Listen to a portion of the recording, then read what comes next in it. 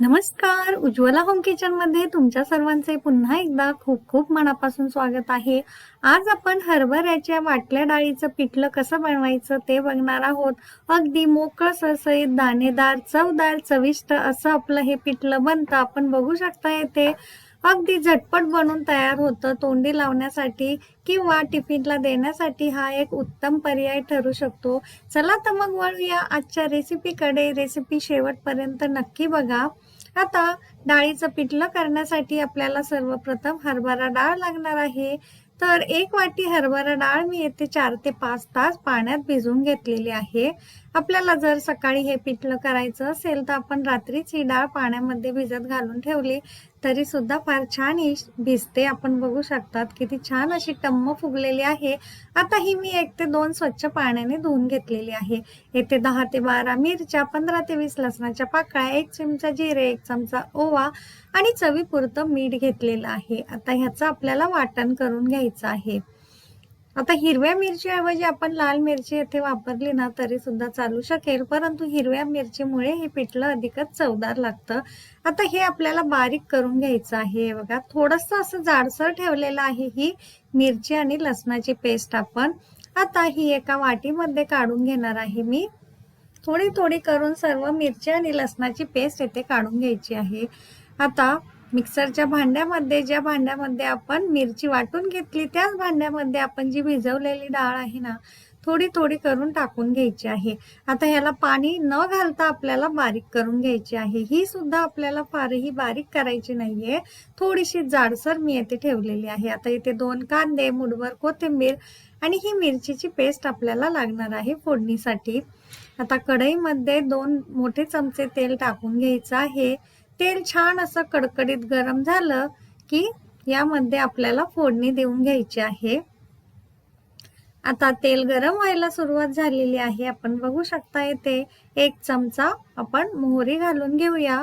मोहरी छान अशी तडतडायला लागली की लगेचच 1 चमचा जिरे सुद्धा टाकून घ्यायचं आहे. आता जिरे आपण वाटणाला सुद्धा टाकले होते, परंतु जिऱ्यामुळे पिठल्याची आपल्या टेस्ट फार छान लागते. आता इथे पाव चमचा हळद आणि आपण थोडासा यामध्ये हिंग सुद्धा टाकून घेणार आहोत.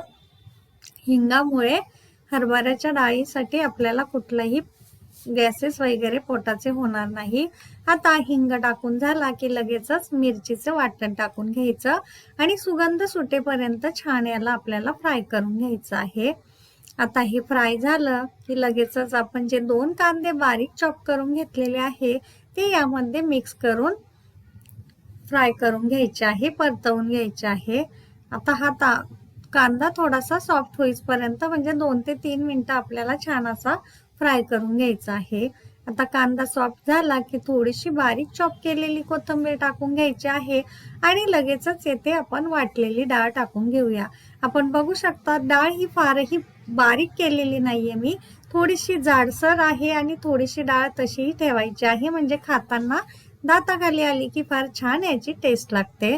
आता यामध्ये आपण थोडी थोडी करून सर्व वाटलेली डाळ टाकून घ्यायची आहे. आता मी येथे 250 ग्रॅम डाळ भिजत टाकली होती. याच 5 ते 6 व्यक्तींसाठी प्रमाणात पिठलं होतं. आता सर्व डाळ टाकून झाली की पुन्हा सर्व थोडं थोडं असं मिक्स करून घ्यायचं आहे. छान असं हे फ्राय करायचं आहे म्हणजे आपलं पिठलं छान मोकळं सळसळीत होतं.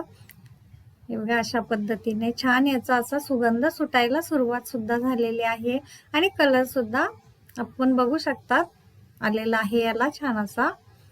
आता हे फ्राय करून झालं की यामध्ये आपल्याला थोडंसं गरम पाणी टाकून घ्यायचं आहे. येथे मी फक्त 1 कप गरम पाणी टाकलेलं आहे, आपण बघू शकता येथे. आता या पाण्यामध्ये ना आपल्याला ही डाळ शिजवून घ्यायची आहे व्यवस्थित अशी, म्हणजे ही कच्ची राहणार नाही. आता हे आपल्याला मिक्स करून घ्यायचं आहे. पाणी व्यवस्थित असं सर्व डाळीमध्ये मुरेल या पद्धतीने मिक्स करून घेऊया. आपण मीठही वाटणामध्ये टाकलेलं आहे.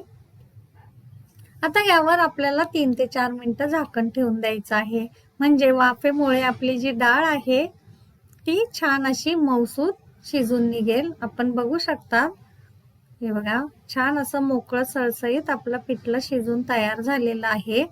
आता थोडंसं याला 1 मिनिट भरासाठी मिक्स करून घेऊया. यावर थोडीशी बारीक चॉप केलेली कोथिंबीर सुद्धा आपण पुन्हा टाकून घ्यायची आहे आणि हे गरम गरम पिठलं आपलं भाकरी सोबत खाण्यासाठी किंवा वरण भातासोबत तोंडी लावण्यासाठी तयार आहे. हे बघा, डाळ व्यवस्थित अशी शिजलेली आहे आपली. तर नक्की ट्राय करा ही रेसिपी. कशी वाटली कमेंटमध्ये नक्की सांगा आणि रेसिपी आवडली असेल तर आपल्या चॅनलला लाईक, शेअर आणि सबस्क्राईब करायला अजिबात विसरू नका.